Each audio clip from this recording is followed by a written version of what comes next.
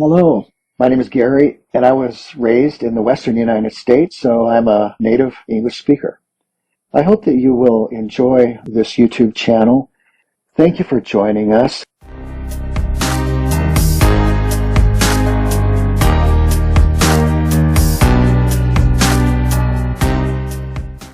The Lord of the Rings by J.R.R. Tolkien, 1892 to 1973. Chapter 4, Part 1, A Shortcut to Mushrooms. In the morning, Frodo woke refreshed. He was lying in a bower made by a living tree with branches laced and drooping to the ground. His bed was of fern and grass, deep and soft and strangely fragrant. The sun was shining through the fluttering leaves, which were still green upon the tree. He jumped up and went out. Sam was sitting on the grass near the edge of the wood. Pippin was standing, studying the sky and weather. There was no sign of the elves. "They had left us fruit and drink and bread," said Pippin. "Come and have your breakfast. The bread tastes almost as good as it did last night." I did not want to leave you any, but Sam insisted. Frodo sat down beside Sam and began to eat. "What is the plan for today?" asked Pippin. "To walk to Bucklebury as quickly as possible," answered Frodo, and gave his attention to the food. "Do you think we shall see anything of those riders?" asked Pippin cheerfully. Under the morning sun, the prospect of seeing a whole troop of them did not seem very alarming to him. "Yes, probably," said Frodo, not liking the reminder. "But I hope to get across the river without their seeing us." "Did you find out anything about them from Gildor?" "Not much, only hints and riddles," said Frodo evasively. "Did you ask about the sniffing?" "We didn't discuss it," said Frodo with his mouth full. "You should have. I am sure it is very important." "In that case, I am sure Gildor would have refused to explain it," said Frodo sharply. "And now leave me in peace for a bit. I don't want to answer a string of questions while I am eating. I want to think." "Good heavens," said Pippin. "At breakfast?" He walked away toward the edge of the green. From Frodo's mind, the bright morning, treacherously bright, he thought, had not banished the fear of pursuit, and he pondered the words of Gildor. The merry voice of Pippin came to him. He was running on the green turf and singing. "No, I could not," he said to himself. "It is one thing to take my young friends walking over the Shire with me, until we are hungry and weary, and to take them into exile where hunger and weariness may have no cure is quite another, even if they are willing to come. The inheritance is mine alone. I don't think I ought even to take Sam." He looked at Sam Gamgee and discovered that Sam was watching him. "Well, Sam," he said, "what about it? I am leaving the Shire as soon as ever I can. In fact, I have made up my mind now, not even to wait a day at Crickhollow, if it can be helped." "Very good, sir. You still mean to come with me?" "I do." "It is going to be very dangerous, Sam." "It is already dangerous. Most likely neither of us will come back." "If you don't come back, sir, then I shan't." "That's certain," said Sam. "Don't you leave him," they said to me. "Leave him," I said. "I never mean to. I am going with him if he climbs to the moon, and if any of those black riders try to stop him, they'll have Sam Gamgee to reckon with," I said. They laughed. "Who are they, and what are you talking about?" "The elves, sir. We had some talk last night, and they seemed to know you were going away, so I didn't see the use of denying it." "Wonderful folk, elves, sir, wonderful."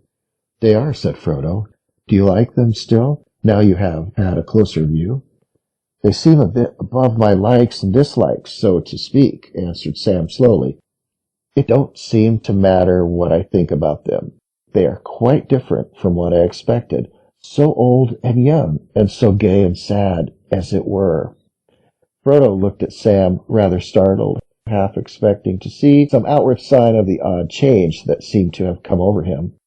It did not sound like the voice of the old Sam Gamgee that he thought he knew, but it looked like the old Sam Gamgee sitting there, except that his face was unusually thoughtful. "Do you feel any need to leave the Shire now that your wish to see them has come true already?" he asked. "Yes, sir. I don't know how to say it, but after last night I feel different. I seem to see ahead in a kind of way. I know we are going to take a very long road into darkness, but I know I can't turn back. It isn't to see elves now, nor dragons, nor mountains that I want. I don't rightly know what I want, but I have something to do before the end, and it lies ahead, not in the Shire. I must see it through, sir, if you understand me. I don't altogether, but I understand that Gandalf chose me a good companion. I am content. We will go together. Frodo finished his breakfast in silence.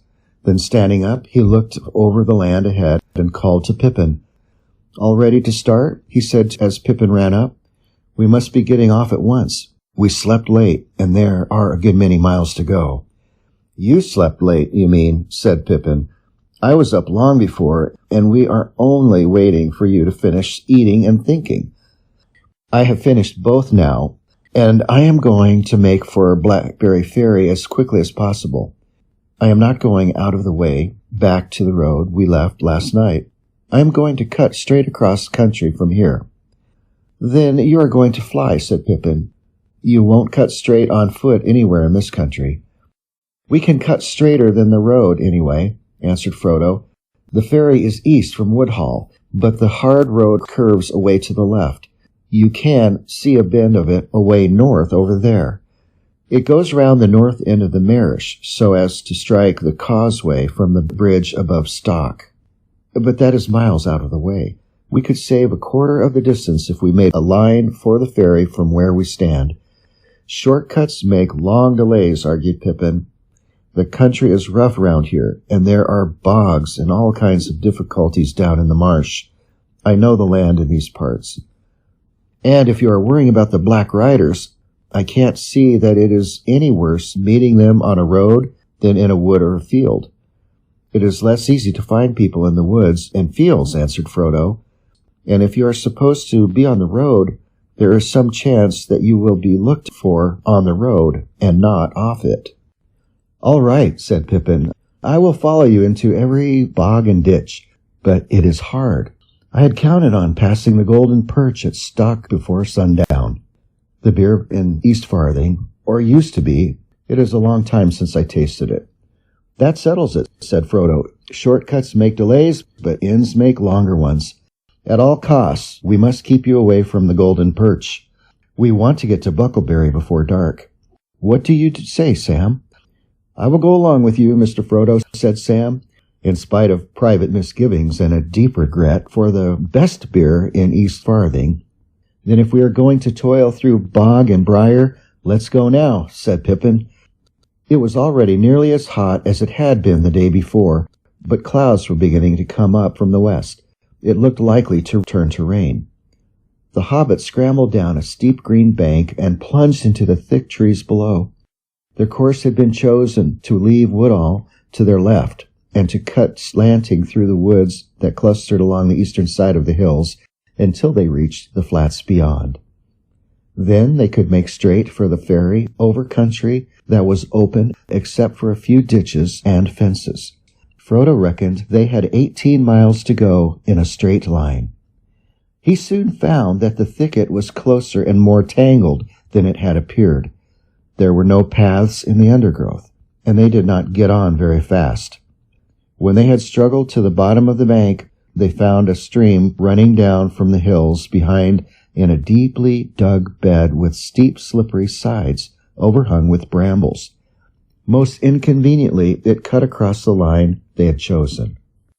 They could not jump over it, nor indeed get across it at all without getting wet, scratched, and muddy. They halted, wondering what to do. "First check," said Pippin, smiling grimly. Sam Gamgee looked back. Through an opening in the trees he caught a glimpse of the top of the green bank from which they had climbed down. "Look," he said, clutching Frodo by the arm. They all looked, and on the edge high above them they saw against the sky a horse standing. Beside it stooped a black figure. They at once gave up any idea of going back. Frodo led the way and plunged quickly into the thick brushes beside the stream. "Whew," he said to Pippin. "We were both right. The shortcut has gone crooked already." but we got under cover only just in time. You've got sharp ears, Sam. Can you hear anything coming? They stood still, almost holding their breath as they listened, but there was no sound of pursuit. I don't fancy he would try bringing his horse down that bank, said Sam, but I guess he knows we came down it. We had better be going on. Going on was not altogether easy. They had packs to carry, and the bushes and brambles were reluctant to let them through. They were cut off from the wind by the ridge behind, and the air was still and stuffy. When they forced their way at last into more open ground, they were hot and tired and very scratched, and they were also no longer certain of the direction in which they were going. The banks of the stream sank as it reached their levels and became broader and shallower, wandering off toward the marsh and the river. "Why, this is the Stock Brook," said Pippin. "If we are going to try and get back on to our course, we must cross at once and bear right." They waded the stream and hurried over a wide open space, rush-grown and treeless, on the further side. Beyond that they came again to a belt of trees, tall oaks for the most part, with here and there an elm tree or an ash. The ground was fairly level, and there was little undergrowth, but the trees were too close for them to see far ahead. The leaves blew upwards in sudden gusts of wind, and spots of rain began to fall from the overcast sky. Then the wind died away, and the rain came streaming down. They trudged along as fast as they could, over patches of grass, and through thick drifts of old leaves, and all about them the rain pattered and trickled. They did not talk, but kept glancing back from side to side. After half an hour, Pippin said, "I hope we have not turned too much toward the south, and are not walking longwise through the wood. It is not a very broad belt. I should have said no more than a mile at the widest, and we ought to have been through it by now." "It is no good our starting to go in zigzags," said Frodo. "That won't mend matters. Let us keep on as we are going. I am not sure that I want to come out into the open yet." They went on for perhaps another couple of miles. Then the sun gleamed out of ragged clouds again, and the rain lessened. It was now past midday, and they felt it was high time for lunch. They halted under an elm tree. Its leaves, though fast turning yellow, were still thick, and the ground at its feet was fairly dry and sheltered. When they came to make their meal, they found that the elves had filled their bottles with a clear drink. Pale golden in color, it had the scent of a honey made of many flowers, and was wonderfully refreshing.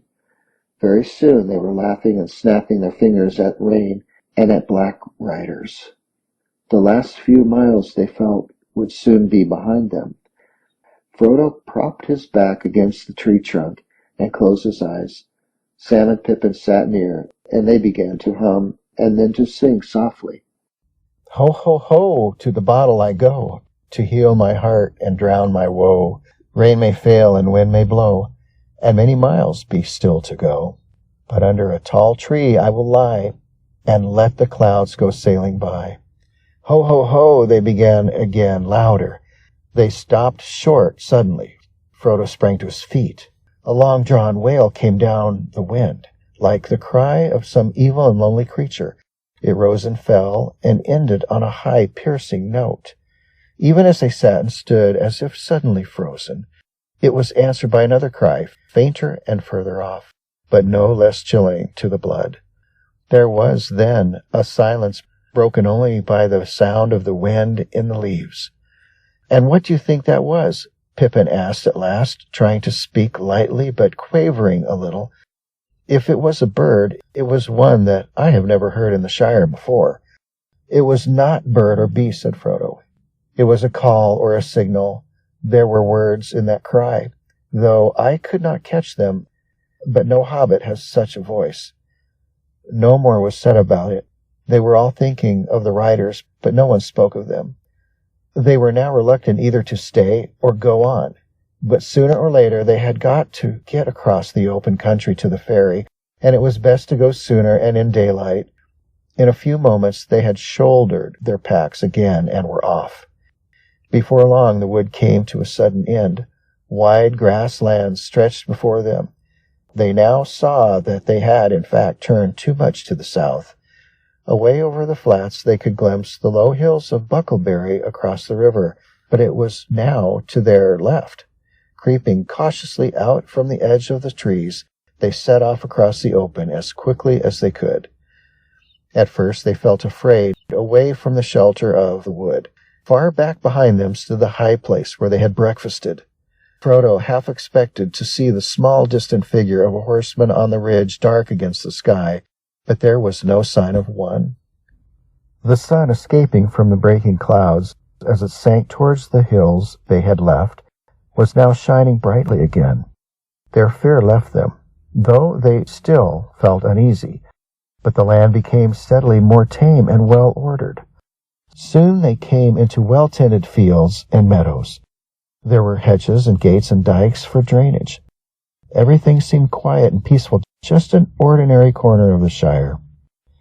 Their spirits rose with every step. The line of the river grew nearer, and the black riders began to seem like phantoms of the woods now left far behind.